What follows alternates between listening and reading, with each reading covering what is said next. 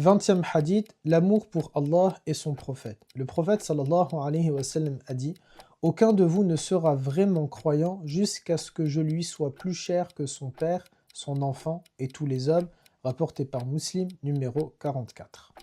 Quelles sont les explications de ce hadith? Tout simplement que Allah Azza wa Jal et son prophète doivent être une priorité pour nous. Quand on dit une priorité pour nous, tout simplement, ça veut dire quoi? Que ce que Allah Azza wa Jal attend de moi, ce que Nabi alayhi salam attend de moi, doit être prioritaire par rapport à ce que mes proches attendent de moi, tant que, et je préfère le dire d'emblée, tant que bien sûr on s'inscrit dans la légalité, dans le cadre de la loi. On ne parle pas du coup de la loi, on ne parle pas de choses qui seraient illégales, ça on le laisse de côté, il va de soi qu'il nous faut respecter la loi et respecter ce que tout simplement l'État nous commande et nous ordonne de faire. Donc ça je le laisse de côté, ça c'est classé.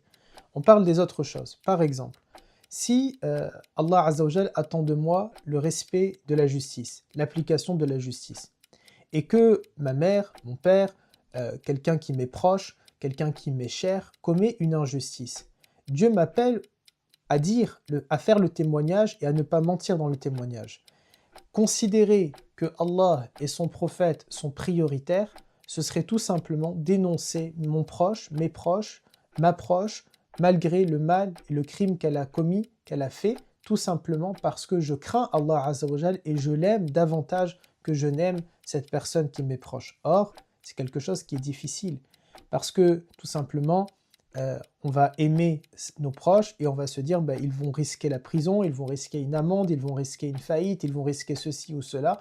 Et si on va se dire je vais les couvrir, je ne vais pas dénoncer parce que je ne suis pas une balance, parce que je voudrais pas que ma famille me tombe dessus et dise ah c'est à cause de toi qu'ils ont eu tel ou tel souci de justice. Si j'agis de cette manière-là, eh bien clairement je suis en contradiction avec ce hadith-là. Clairement ici, ce n'est pas Allah et ensuite le prophète, et ensuite mes proches, mais c'est d'abord mes proches qui comptent, qui sont importants, puis j'ai mis astaghfirullah, Allah Azza wa Jal au deuxième plan, et Nabi alayhi salam au troisième, où vous allez savoir à quel plan. Comment on fait pour mettre Allah Azza wa Jal et son prophète en priorité, pour les aimer en premier? Eh bien tout simplement, il faut les connaître.